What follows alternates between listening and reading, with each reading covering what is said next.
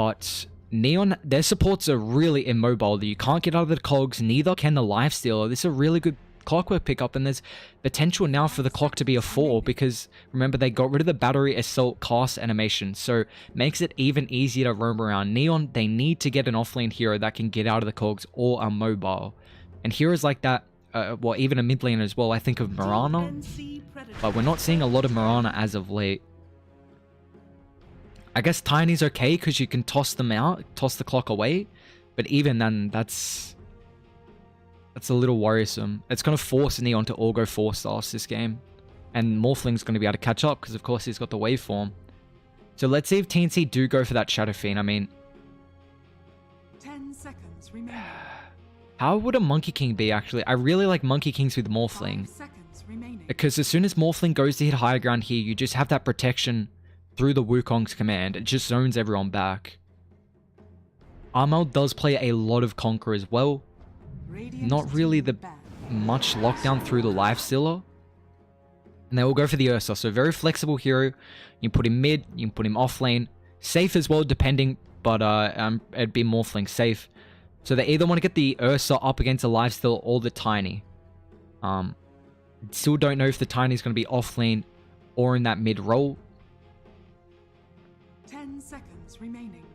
But this last pick Ursa that TNC just picked up is very flexible. It's going to mean that they can, like I said, either they're picking a mid now or an offlane hero. It just depends what Neon want. They don't have the greatest team fight on TNC though. I think Neon are looking for... I really think you're going to put the Tiny mid, and you want someone like a Bat Rider to go against the Morphling. Or a Slaughter, although Slaughter's melee matchup versus Ursa is pretty rough. But like I said, you need to get on top of the Oracle. And there we go. They do ban out the Conquer, one of Armel's, famous heroes. Even after that Conquer did get the Tidebringer nerf, he's still super strong. A lot of mid laners that I think work well with the Lifestealer is mainly the Puck, honestly. Super elusive, is able to get in and out of team fights, but of course the Puck is already banned. And there's not many other mid laners. You could see a Quap, just because there's not a lot of lockdown on TNC at all. There's more options for Neon to pick an offlane hero that allows Lifestealer to jump in these team fights. I'm just worried that will the Shaman and Tiny be enough lockdown to blow up the Morphling? Because like we said, Morphling's going to get Rage, and they will have the False Promise from the Oracle.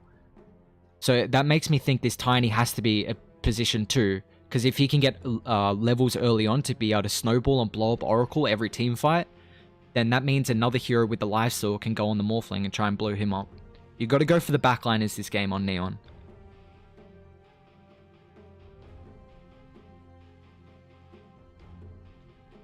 They don't... Just trying to think of their lanes. They look okay. AA Shaman, because they did change the Ancient Apparition 3rd. And they will Enigma. I thought they were going to pick the Enigma where the Clockwork was, so this Enigma can still be a 3 or a 4, depends what they want the Clockwork, but it looks like it's going to be a 1 Ursa. Oh, sorry, a 2 Ursa, apologies, because they think the Tiny's mid. So I imagine you now want to switch the matchup and put Tiny in the off lane and probably go for a range hero like a Quap here. Like I said, not a lot of lockdown. You could... I'm going to throw it out there. You could see a Rubik core just because there's Enigma. You're looking for that mid lane hero now because you really don't want the Tiny going up against the Ursa. We haven't really been seeing a lot of Rubik mid as of late, but very good matchup versus Enigma and against the Clockwork to throw him out of the cogs. Just trying to think of what else. What other mobile heroes to help with the Lifestealer?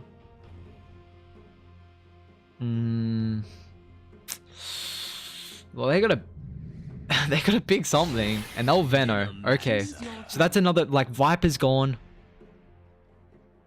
and with Viper gone, that's, you then lead into a Veno, which is one of the best ways to deal with the Ursa. Just you prioritize movement speed slow, pretty much. And looks like it will be a Tim's clock. AO is going to be on the Oracle. I am still worried that Neon don't have the greatest jump. Like, it's really just Tiny trying to blow up this Oracle. And now TNC, they were lacking teamfight as well, like we spoke about. We said they didn't have teamfight. They're going to go back for it now. No BKB piercing spells to get rid of that black hole. I'm going to have to put my bet on TNC here. I just like their lineup. Armel Ursa, he can get kited this game very easily with the lockdown that Neon have, and it's really hard to play into an Ancient Apparition with the movement speed slows that you have, and that cold feet with a tiny blinking in makes it very difficult. But I think this Enigma is going to have a really good game. We haven't been seeing a lot of Enigma 3. It's mainly been that 4. So this will be interesting though to see. I wonder how they'll match the Morphling and the Ursa.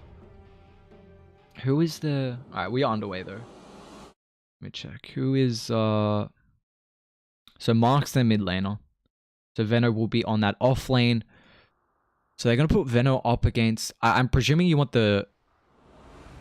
How do you want this? Nothing touches the heart like my venom. Trying to...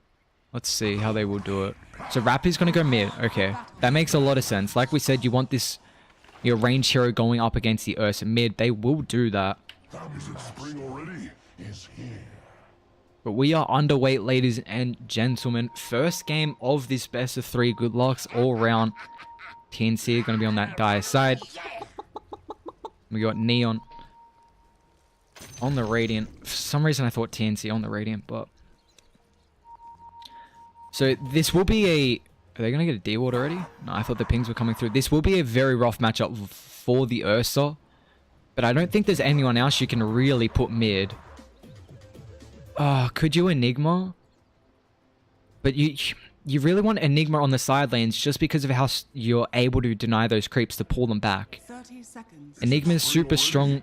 You know, of course, being able to get levels where you really shouldn't be able to just because you out-level, the other safe lane because, of course, you deny the range creep and also you pull the way back. So it makes it very hard for Neon to actually keep that creep equilibrium. But then if you put him mid, he's going to be getting solo experience. I wonder if we'll see Tim's rotating around a lot as well. Of course, he went for the boots early on with the Tangos. Something we've been seeing quite often now with these position 4s. Scatterlicious just beating it to AO here. Fine. Just runs himself away. There you go, already. He actually got rid of the melee creep instead. It'll be interesting to see if Cuckoo kind of takes a... Not really a sacrificial role this game, but falls back to the jungle and gives Clockwork some experience. Did they cogs? No, they didn't. I was going to say, did they cogs block the creeps, but looks like not. So they're going to start with 3 up top here. They have a very good Observe Ward as well, scouting them out. Already Tree Toss used. AO's going to wrap on the backline here. Tims has that Battery Assault. They're going to go with the Fortune's End. Nowhere to cancel it. They'll stun up the Shaman. Gabby on top of them as well. And they should be able to bring down Play Hard. Who are they going to give it to though? Gabby will be able to claim that. So TNC, very good first blood movement at this top side. Now it'll be interesting to see. Do they want to try and go for another? Because Tims is still in the area. I mean, they see Mark. Going to get scouted out. We'll just put some good chip damage on him. And of course, he has that tree grab, so no way he's going to be able to toss you onto the Chow. Of course, the creeps aren't even there anyway. It looks like AA's is actually going to TP top. And this is really how you want this. You're going to have Enigma going solo against the Lifestealer. He's going to get a lot out of this lane. And you can, like we spoke about, Enigma's going to be able to pull this way back. So who from Radiant is actually going to be able to stop this creep equilibrium? So Enigma's going to have a great time, and already with that first blood, see Gabby will be able to bring out some extra items as well. AO is going to go forward. Tim's on the backline here. The Oracle's taking a bunch of damage, but Mark might be in a similar situation. They'll be able to bring him down a second time. Gabby, 2 kills on the mark for him, and they're not done yet. Ancient Apparition taking a beating there. Of course, he does have the self, so still a lot of regen. We'll be fine though. JL just runs himself away. But you see this Observer Ward doing a lot for them, and already the trees are kind of getting cut down.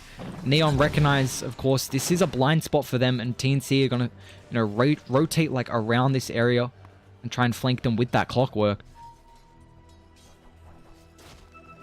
But already Cuckoo level 3. We haven't paid too much attention in the mid lane. Armel 11-1 compared to the 10-4 on that Venomancer. Be interesting to see what Rappy wants to level as well if he goes for these wards. Looks like he's just 2 points in the Poison Sting already. Very good at harassing out Armel. Of course, the movement speed slow as well. Armel might be in a situation here, actually. He's going to go for the TP out. Will it be enough damage coming through from Rappy? Armel won't die in the base. He's got the bottle. Very close, though. Now, this is going to leave Rappy solo. So, some easy losses for him. And Rappy's having a very good time mid. Like we spoke about, just this matchup against the Ursa. Top lane. AO. We'll be able to go on him here. They're going to get the slows. The Avalanche of Fall as well. They drop an Observer Ward just for the vision. Oracle, can he get himself away? He's going to cut through the trees, but it won't be enough. Now Tim's on the backline. He gets a Cogs. Gabby will rotate forward. 1 point up in the Adaptive Strike. He won't even need it here. They're just going to right-click him down with the Cold Feet. Tim's, can he get away from here? That looks like they don't have enough damage. Gabby's still man-fighting, but without the waveform. Won't be able to close the distance onto that Shaman. They will be able to get him, however. It's a 1-for-1. Neon get that first kill for them. So they are on the scoreboard here. And I don't know about you guys, but I have not seen a lot of Ancient Apparition until they did change that Chilling Touch. Armel mid taking a beating though. Wow, at least he will have that Invis, so he's going to be able to get some regen coming through with that bottle. But this is the issue. Armel's level 4, and he's thinking about going down bot, but you can't kill Scatterlicious, especially without a black hole. Looks like, apologies, he was just waiting for the runes to come through at that 4-minute mark. Should cut down this tree, please. Got Tango, but they do pull the wave. Keep it under. I think, well, this top lane is going very well for TNC. I mean, Gabby, like we spoke about, I believe he has a pretty free game considering he's going to be able to have that magic immunity coming through from the Rage. He's going to be in a very good situation.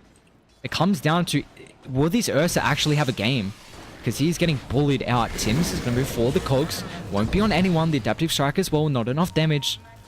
So it looks like both teams just tank up a fair bit of damage, but they'll be fine. And there you go. So they will send Cuckoo mid. Lifesteal is going to follow the movement. However, they recognize the lane swaps coming through and who is strongest with the bounty runes. Will there be any aggression mid lane? Open wounds. Cuckoo's got to be careful without that 6. Scatterlicious here is going to chase down the Enigma. He's going to get one more right click, but the Maleficus, will it be enough for the stuns? Tim's going to rotate through, but he's on the low ground. One more right click won't be there. And now Tim's, can he get in range? Scatterlicious might just tick out, and he will. Down goes that life skill. Cuckoo just playing with fire there. How many points in the Maleficus has he got? Only 1. That's a very big kill though. I mean, I feel like that's something you're not supposed to get, especially without the black hole. I'm kind of surprised with the Tim's movement here, especially with the plague wards being leveled. I mean, they're going to scout him out on the back line. Play hards here as well. Like, go. Cogs will trap him in. It's going to run straight out. Do they have the Gale? However, it's still on cooldown. Play hard, trying to get in range. They won't be able to. Meanwhile, up top, Avalanche to hold Gabby back. Mark will be fine though. Wonder if Cuckoo's going to be able to put a lot of pressure on the tower here. He went for the early point in the Blightstone. So the early item in the Bloodstone. We've been seeing a lot of Enigmas go for the Helm of the Dominator into the Greaves build. I mean, there's really no one else on the squad that would be going for the Greaves this game. So it'll be interesting to see if TNC want to start grouping up with that Helm of the Dominator around, you know, the 10-minute catapults. That's when we see a lot of movements to these tier 1 towers, you know, with the first catapult wave coming at 5 minutes, and then the second as well by that 10-minute mark.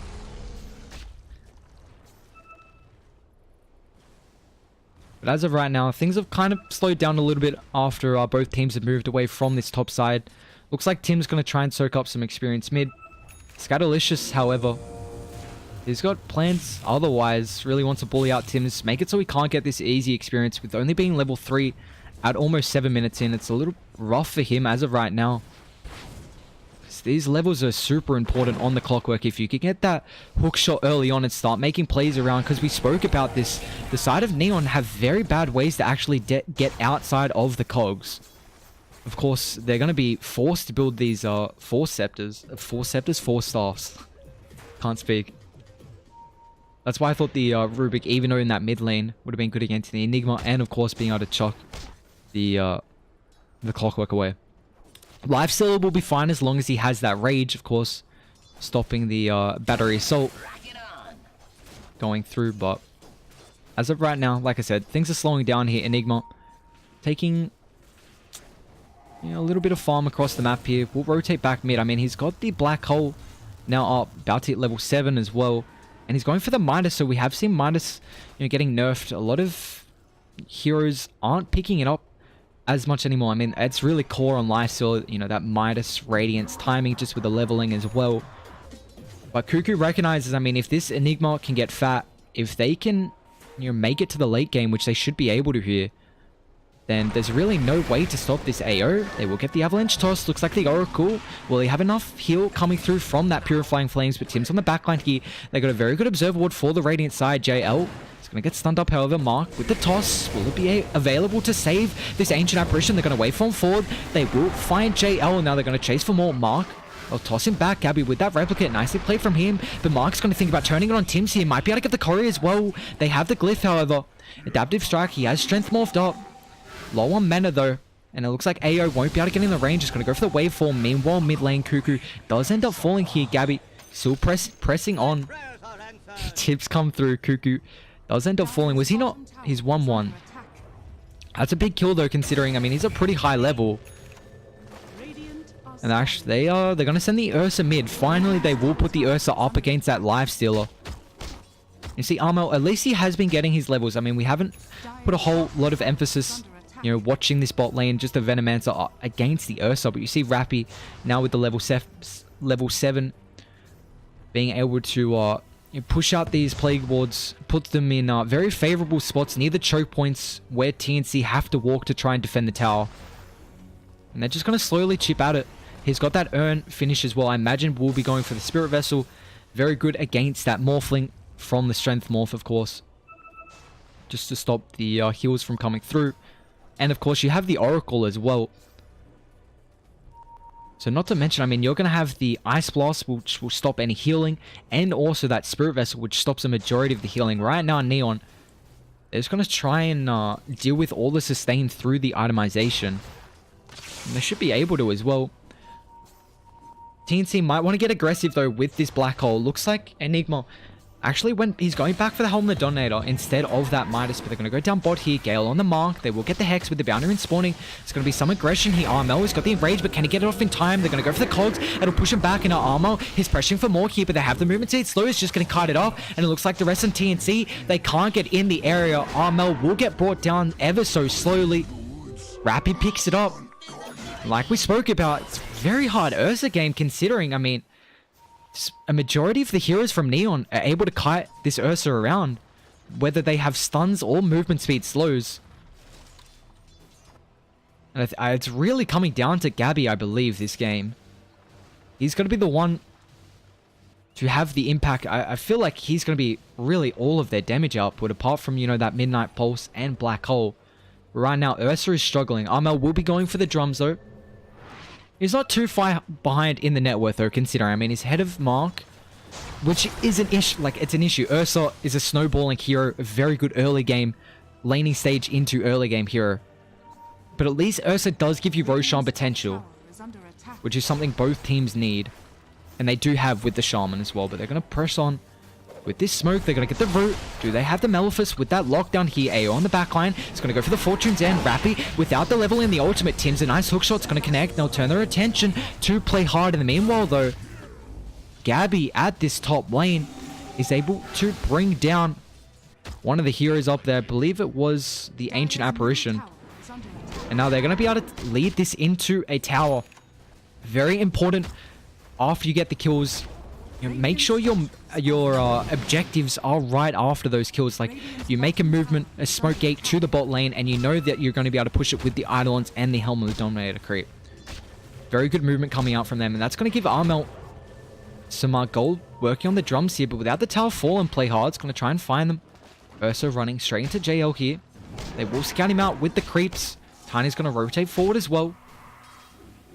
still pretty poor here.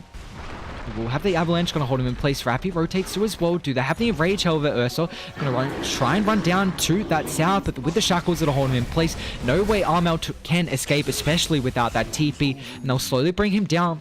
But in the meantime, though, just space for the rest of the team. They get the tier 1 tower bot.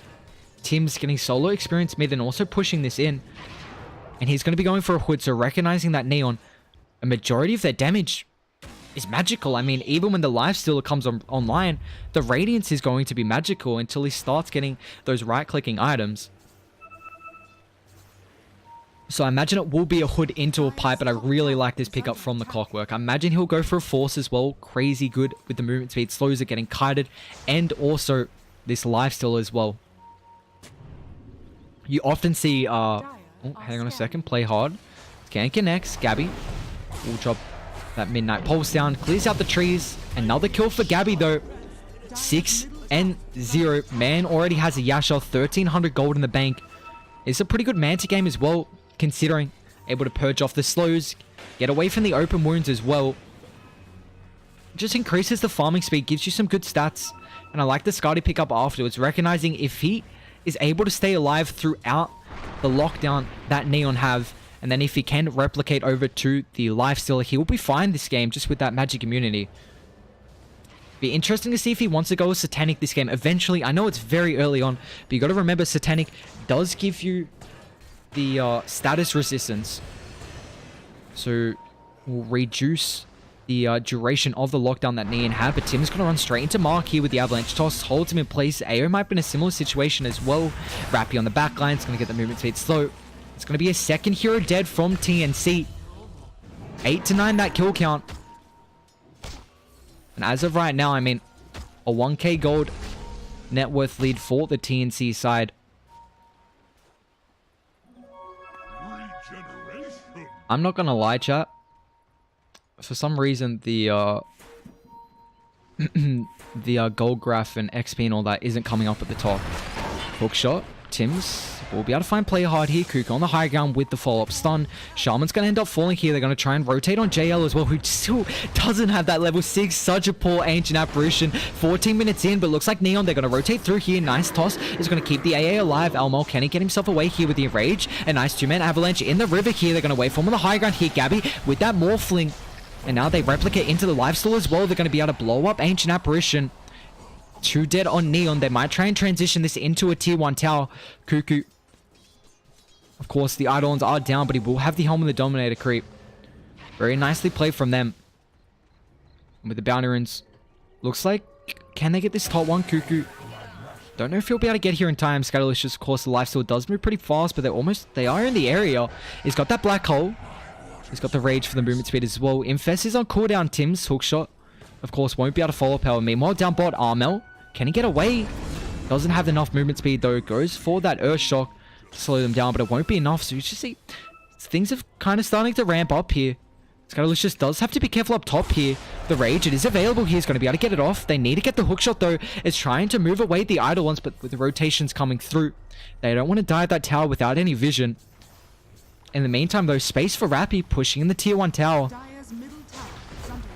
With that Siege Wave level 3 in the Plague Wards as well.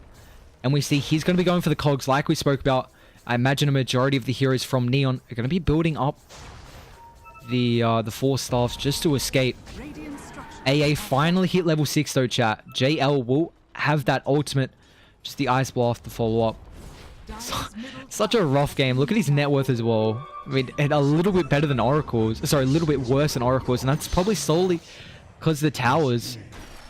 Hookshot down bot with the vision coming through from that flare. They're going to be able to find JL. Really can't catch a break here, chat.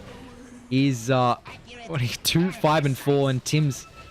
I mean, this is an issue if the Clockwork can get some levels here and some items as well. We spoke about how good of a hood and pipe game this really is. They are going to try and at least avenge the kill here. It's hard to get on Gabby though. Play hard. Without the 8th lens, can he get the Hex off in time? But already the Strength Morph. Gabby will be fine. But TNC, they are more than content with. They recognize that there's really no way to deal with the BKB Black Hole as the game goes later on. And I think Cuckoo's finished up the Midas, and he has. Of course, level 15 will get that GPM talent. more than content with just farming up in the jungle. And you see the Morphling's net worth. 9k. Fair bit ahead of the lifesteal though. He's got 3,400 gold in the bank, of course. Does farm up very slowly without the Radiance. At least he's getting there ever so slowly. Looks like they're going to try and make a movement around this top side though. Mark and JL, they will smoke up here. They finally have the blink finished on that Tiny. It's really going to be all on the Tiny to catch this Oracle in the backline here. Because I don't know how they blow up the Morphling. Especially if he gets a BKB eventually and through like a pipe. I don't know. This is going to be rough. You got to remember as well, whenever Morphling gets shackled, I mean, Oracle's going to have the false promise to purge that off. This is looking really rough for them right now. They have to rely on this Infest Bomb through the Tiny. Looks like TNC, they've recognized the movement from Neon. They're going to potentially try and trade a tier 2 tower. That does depend if Radiant want to continue pushing here though, or if they want to defend. But with the Black Hole up, they haven't seen Enigma in a while though. Of course, they do have this Observer Ward scouting him out. But he will be going for the Blink next, after this Midas. And they're going to continue pushing. They do push pretty fast with the Plague Wards. Only level 3. They're setting up mid as well, just baiting out Gabby. And he's actually going for the Sanjin Yasha, not the Manta after this, after the Skadi. So it's going to tank him up even more, give him some stats. Believe you get status resistance as well from the Sanjin Yasha. Yes, you do, 16%. Like we spoke about, why I really favored a Satanic pick up this game. Just because of, if he can survive the lockdown coming through from Neon and then getting that rage off, I don't think he dies. But you do see they drop the wards up top, the Serpent wards. So they will be able to take this fast. It means TNC, they got to play pretty careful here, just sitting on the high gun. In case the side of Radiant do TP in to try and defend this, they do have a very good ward as well. We see, as of, well, since the introduction of shrines, I know it's been a while now, but a lot of teams actually prioritize vision around the shrines because of how much of importance it is on the map with just map control, mobility, being able to TP across the map to a shrine and rotate behind and defend it lane as well. Whenever I draw on the map, it does like this really weird thing. Like it's... Wait, hang on. See this? It's like a bold. I don't know, chat. I got privileges. But Kuki, we'll have that blink up relatively shortly, and the Midas is about to come off cooldown as well. It'll be interesting to see if Radiant really want to start playing aggressive here, but they're lacking levels like we spoke about. AA is 3 behind this Oracle. Playing this real hard position 6 this game. They have a 4-star finish. It looks like there won't be any aggression coming through with these bounty runes. So as of right now, this net worth lead is still slowly growing for TNC here. So dipping from 3k to 2k. But they will smoke up, trying to find anyone. They have very good vision just behind the old tier 1 tower, seeing if anyone's rotating through. They scout out the lifesteal as well in the Golem. Don't believe he has the Radiance. He's going to walk up the high ground here. Who will they find? Tim's just sitting in the trees here. Trying to pop this smoke. Play hard. There you go. So will pop. He's going to go for the TP out straight away. Will they get vision? He's got the 8th lens. Just doesn't see him. We'll make it away. And this Golem won't be able to find anyone either. Really nicely played from TNC. Although they may smoke up and they will. Straight underneath the Observer Ward. But this is pretty calculated right now. I mean, you see the team rotate all the way down to the bot side, and you think this is going to be free with the double damage room, but very good vision from them. This Observer Ward deep underneath the tower, and also the Plague Ward just sitting underneath this Roshan. But, I mean, Play Hard has a TP. Does anyone else, though? I don't know if they have a smoke as well, so it's really hard just walking inside the pit. Ice Blast won't connect on anyone. They will be able to take this for free, it looks like. I don't know if they can get in the area. Mark will be coming with that Infest Bomb, but nicely played from the Clockwork. Pops the Blink. Now it's going to be on cooldown. It's going to get the hook shot, the cogs. It's onto 2. The waveform on the high gun. Remember, they have the Aegis and the Abject Strike. Rappy falling pretty low-key. He pops that ultimate, the Spirit Vessel as well. They're going to go on the backline, the Infest Bomb. They do blow up the Oracle here, but will be forced to buy back. Tim's trying to get him away, but the movement speed slow brings him down. And now Armel, he's still got the double damage room that's beating to the lifesteal. Cuckoo's going to blink forward. Can he get in range for Mark, though? Adaptive Strike if he wants to strength morph up here. But they drop the trees. He won't be able to juke away. Avalanche Toss. Don't think it'll be enough to bring down Cuckoo. It's 4 dead from Neon. A very good team fight coming in from TNC. And just the small things As soon they force rotations down to the bot lane, very good vision. And just Clockwork sitting in the trees, popping that smoke. Everyone gets a TP out. And they recognize straight away, well, there's a potential that there were already TP rotations down to this shrine. So if that's the case, how are they going to actually get to Roche fast enough? And they already had the DD. It didn't even matter that the smoke was scouted out or that the Plague Walk was in the pit. Another small thing, Clockwork was able to stop the Blink Dagger from that tiny. It was around this area, so I don't know if it was close enough to catch anyone. But still, those are the little things you have to look at. I imagine Clockwork's going to continue doing that for the game. Try and focus down this tiny. JL was there, but it's just obliterated here. Gabby, level 16, and with the agility morph, just being able to absolutely destroy this ancient apparition who's 880 HP. Absolutely no way to stay alive. And there you go. So he will be going for that Satanic. Really, really like this pickup. And that last team fight, they didn't even use the black hole, so they still have it up. Of course, we didn't bring it up, but AU was forced to buy back there. I guess if you try and want to look at the bright side. Also, there is Radiance finished on the Lifestealer. Be interesting to see if he wants to go for the Sunjin Yasha or the Manta. Because is he going to have enough time to farm up the Manta? Because TNC, they're going to walk up high ground here. I mean, can you hold this though? Rappy taking a lot of damage here. Does have the Force. So he will be fine. False Promise still there as well. They will get the Hex, the Shackles as well. But with that False Promise from AO, nicely played. It's going to be off the mark as well, that ultimate from the AA. So they'll be fine. They'll just back themselves up here. Some good chip damage on the tower. I mean, it's not a lot. 600 though. I like how they're playing this as well. Ward on the high ground and deep as well. If any, backed movements come to try and wrap around. Of course, pretty televised. They should be able to get some D wards, and they already do. But they have a DD with this Aegis. It's going to be up for another 2 minutes here. Gabby might just want to waveform in and try and blow some up. I mean, he sees JL is going to go straight for it. Hookshot will be there. He's going to get Hex. The Ancient Prowler kind of helping out Radiant here with the Shackles. In that Serpent Ward's Mark's going to blink forward, but the Avalanche shots will be enough. Remember, they don't have the False Promise. Gabby is still alive. He's going to have the Rage, and they'll think about turning here. Clockwork is going to end up falling. Mark, can he get himself away? They have the movement speed slow, and the Shrine is there as well, but the Hex is going to stop the damage output. Mark, with that heal, he'll be fine now. The Spirit Vessel, the Shackles to hold him in.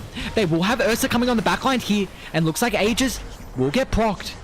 Armel though, Blink is going to get cancelled. Waveform will be up. So Gabby's going to be fine. But you take that. I mean, Ancient Apparition falling. You lose the Clockwork. Aegis as well.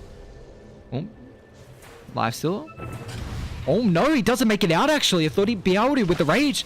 He's going to go for that Infest, but really no way. Icebot's going to come through. They will have that Malefice, the waveform forward. Might think about turning here with the open winds, but they're going to drop the ultimate here. And that False Promise, Gabby, falling pretty low now with the ultimate coming through from Rappy. Gabby's going to end up falling after the False Promise. They'll find Kuko as well. It's too dead. Gabby's going to fall. Waveform away, won't keep you alive. Another Cogs. Can they get Tims as well? The Hex to hold him in. Armel's on the backline, but you really can't keep him alive here. So Clockwork, they're going to fall in TNC. They lose 4. Very nicely played from Neon. And maybe a little bait coming through from that Lifestealer. Yes, he lost his life here. But look at the net worth swing. About up to a 3,700, 3,800 swing. Very big for the side of Radiant. They might be able to take this tier 2 tower with it as well.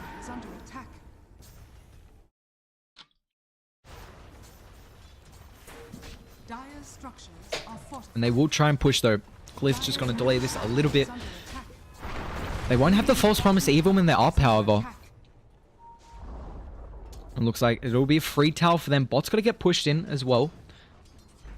You do see that Morphling just isn't tanky enough yet, but of course that Satanic will give him some stats. Not going to be too much. Of course, the 25 strength to keep him alive. It's really just if this False Promise, I mean, once he can get Oracle, that third point in the False Promise, the 45-second cooldown is actually, it could just be game winning. Just being able to constantly throw out these False Promises. You got to remember as well, I mean, it lasts 10 seconds. So that's a 35-second downtime.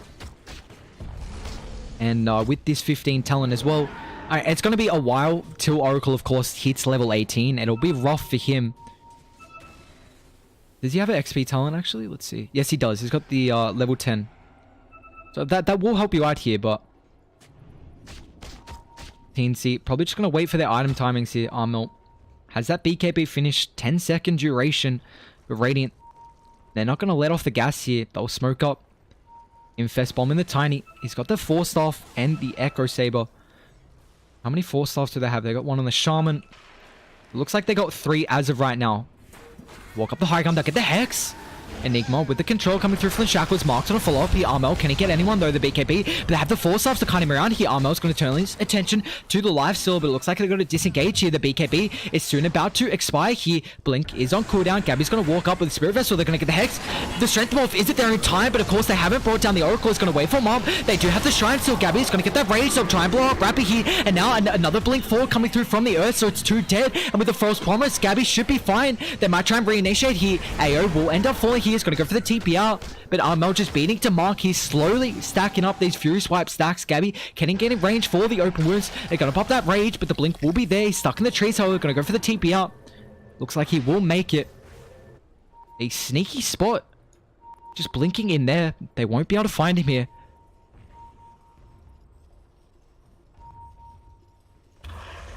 Sorry guys, I missed the in-between game summary. Sorry, oh no, there it is. Rage TP out. They will be fine. Sorry, I was just looking at this.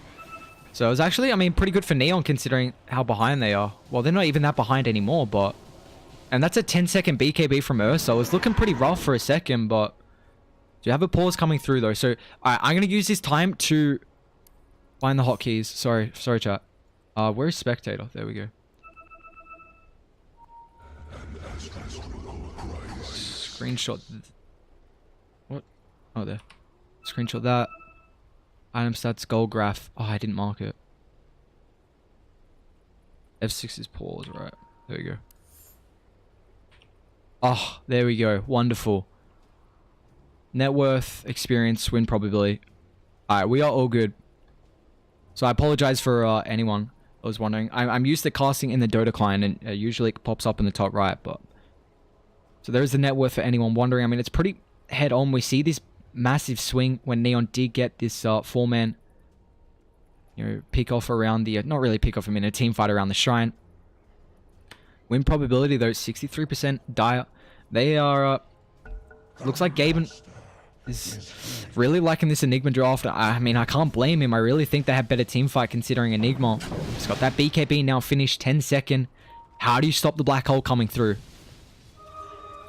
I really don't know, and I love this. We often see it.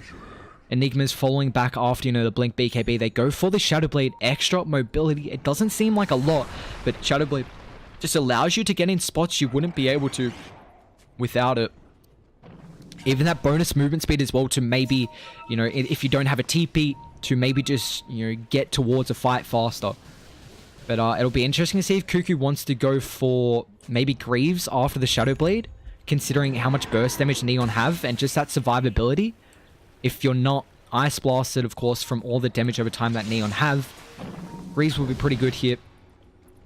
They don't really need armor. I mean, Lifesteal's not packing a whole lot right now, especially since he went for the Halberd to deal with the Ursa and the Morphling, but they're going to try and find him here. Scatterlicious has that Rage available. Cuckoo's going to blink forward with the BKB. They won't be able to pop it here. Armel, they should have enough damage coming through from the Fury Swipes. The hookshot, it's on the backline here. Venomenter, can they actually kill the lifesteal through? It's going to be there, and now the BKB is about to expire here without that buyback. Mark's going to blink forward here. Looks like they will be able to bring down Tim's. No! The save coming through. AO will be able to keep him alive here, and now that Divine Favor, they're going to go for the backline. Nice save from the Oracle, though. Now the Fortune's End. Who's it on to? Marky Mark, can he get away? That blink will get taken off here, so he can't escape. Cuckoo's going to blink forward with that Maleficus. Armel brings him down. Can they catch any more, though? Looks like that'll be enough, and Roshan is up. I forgot the name of Divine Favor for a second in that team fight. There we go. That's a... And like we spoke about, being able to get kills around objectives. Play hard, I don't think... Never mind. With Rappy rotating through, they'll have the Spirit Vessel, the Ice Blast to follow. Should be a big enough radius here. And without the Force Stuff, he can't get away, although Enigma rotating through won't be able to keep him live. Tim's probably will tick out to the damage over time. Will he? Wow, he lives. Tim survives. Gets a D ward for his efforts as well. That is space created, as we like to say. I mean, no way they could defend Roche with the life still a tiny dead. Hey, you take that though. Did he get the bounty too? He got one. I think Play Hard got the other. But it is back up to a 6k gold net worth lead. See, after that team fight, that was a big kill as well, being able to find the lifestealer. And he will actually be going for the Manta after this Halberd. So they don't have a lot of split push. That's the thing I'm presuming for the Manta. Very good at stopping blink daggers as well. Of course, with the Radiance, you just chuck the Manta, try and find the Enigma or the Ursa as well to stop the follow-up blinks, or the, and you know, of course, the counter initiation or that initiation. And not to mention, like we said, they are lacking a lot of split push coming through. I mean, I guess Venno can if he drops his Plague Wards, but even then, I mean, it's not the greatest. They are just a little poor right now, really relying on the damage coming through from the Lifestealer. I don't know if it'll be enough either, though, because I wonder if TNC actually build a Halberd here. It doesn't look like anyone's queuing up Clock, going for the 4-staff after that pipe. No way Oracle's going to get it. I mean, he's crazy far behind. Some games you do see the position 5s get a few items here, but depends how far you are ahead. He does have the 120 gold per min talent, but he really just wants to tank up, and it's understandable, I mean, considering all of the magic damage that Neon has. So he's probably going to buy a few braces here just for the little magic resistance you do get. They're playing around top, maybe seeing if they could try and get someone at this side, but Mark's actually going to blink forward, so they will reveal this. And it looks like Tiny's thinking about going for the E-Blade, and dare I say it, the Octarine? With the Avalanche cooldown, I mean, you have like a 3-second Avalanche cooldown if you go Octarine. We saw it a few times a while ago. I know it was before the last major, but a Tiny that goes like a lot of utility with E-Blade and just being able to burst people down, and the amount of survivability you have as well, because considering TNC, they don't have a whole lot of damage. I mean, Oracle's not going to help out too much right now, but the BKBs I imagine are going to start coming through. I guess you don't really need it because you have the Rage. And Tiny is only blinking forward, and if he, you know, gets a kill and dies, well, that's worth it if he can lock down either the Oracle or that Morphling. So yeah, probably not BKB this game, but it will be interesting to see what they think about picking up here. And we saw Enigma's actually going for a fresh orb. I mean, they, like we said, they don't have BKB lockdown. Recognizing that these black holes, you know, even if he just gets it on the Lifestealer, they'll have enough damage to bring him down. I think Neon have to find this Oracle. They have to burst down the Oracle, and they can do that with the tiny Infest Bomb, but it's going to be very difficult considering now, I mean, there's going to be 4 staffs coming through. Clockwork what has his own for the survivability. That's how they're going to need to start these fights. Find this, find the Oracle or the Enigma instead. They will find Cuckoo here. They're going to drop the Serpent Lord's Armor with the blink forward here. We'll get the bash through. They're going to lose this Ancient Apparition here the way for Mark. It's going to be in a situation. They've got the movement speed slow, but with that Ghost Scepter, can he get himself away? He's going to force stuff down on the low ground. There will be a buyback coming through here, and it looks like TNC might try and disengage here with the Hex. Does it get the Strength Morph up in time here? Morphling's in the situation, but of course, Oracle, they haven't dealt with him yet. He's going to be able to survive here, but they won't have to heal his Gabby's got to get away from here, and with the Ice Blast, he's going to try and output as much damage as he can here. They have the Disarm. He's back to full HP. He still has that Aegis as well. The buyback's going to be coming through here. Mel going to try and find Rappi here. Can he get a bash? They have the lockdown. And down goes the Morphling here. Mark with the blink forward. Ursa's dead as well. Can they get this Aegis afterwards, Gabby? With the Rage. Going to think about turning it on Rappi here. Davik Strike blows him up. He's going to find JL as well. But he goes for the Rage TP out. And he will be fine. For a second there, I thought they'd be able to blow up this Morphling during the False Promise just with the Ice Blast, but he was actually fine throughout it all. Just gave them enough space. I mean, it still wasn't the greatest fight. 2 buybacks coming through from Neon. So pretty expensive from the Tiny and the Ancient Apparition. You see not a whole lot of a gold swing there, but this is big though considering, I mean, this Ursa BKB is going to start getting lower and lower. We spoke about how Ursa gets kited drastically this game. It's already down to a 7-second duration BKB, and that is worrisome considering Also, for this Enigma as well, who is on 9, we didn't see the black hole at all that team fight. But it's just the threat. The threat of having to not group up and play around it. Very worrisome. They got a DD on Gabby as well. He actually, we didn't speak about the MKB, but he went for it just because the evasion coming through from the lifesteal. But he will go back for the Satanic afterward. They might be able to find play hard with the blink forward and that Maleficent to lock him in. I mean, play hard was there. He's not anymore. He'll go up the high ground, but they did TP back. And we see a lot of teams do this. BKB, black hole. They find the lifesteal with the double damage rune. Will it be enough? They blow him up. Scatterlicious just gets caught out here. And now they are going high ground now. Even with black hole down, they will force a buyback. DD's about to expire. But Gabby can do it so safe. I mean, he's got the rage. Toss in. Armel.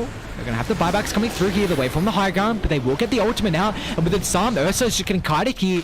Still has the BKB. The cheese as well is going to be forced to pop it here. And Rage is on cooldown.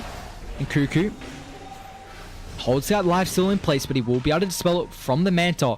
So they force the buyback. That is big from TNC. And you see the gold swing. I mean, 12k all of a sudden was around, you know, that 10k, 9k mark. And all of a sudden, this 1 kill and a buyback. Lifesteal is now 5k underneath. If they kill the Lifesteal, that's just gain. Neon are lacking a lot of damage.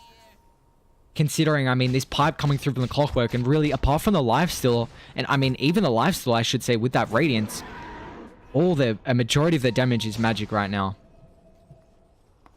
So I imagine TNC, they're going to farm up until they get this black hole, and then it's go time. They'll solo black hole, this lifesteal, if they can burst him down again. That is key to it. But Roshan will be up in 40, perfect timing for the side of TNC. What is it, 40 seconds now? And they'll have black hole in 50. So, by then, should be enough time. I mean, Neon don't take it fast enough. Not like the side of TNC do with the Morphling and that Ursa. Look how much damage he did to the Black Dragon. Just trying to... It doesn't even feel safe just being out with that buyback. It's going to use the Radiance. And, of course, the Splash... Not Splash Attack, the Fireball. That's it, the... ability to push out these waves. Be interesting to see if, I think Tim's goes for an Ags this game, considering, of course, just to decrease the cooldown. Of course, Ag Scepter 12 seconds, and that is very good at being able to not only stop the rage TPs out from the lifesteal, because they do have, you know, the bash from the Ursa, which it's pretty easy to get bash procs considering of how fast he attacks with the overpower. But not to mention, you will have a reliable lockdown with that Ag Scepter. So it'll be interesting to see. And they don't have a lot of initiation as well. I mean, Enigma. I guess Enigma, you can waveform in now. Once he gets Satanic. I think Gabby's got a free lane, a free time after Satanic. Looks like he went for the multi-shot adaptive strike as well. Interesting, not the waveform charges, considering be very good at kiting out the side of Neon, especially with their slows and the lifesteal as well. Adaptive strike just being able to burst them down. Because, I mean, you look at Neon.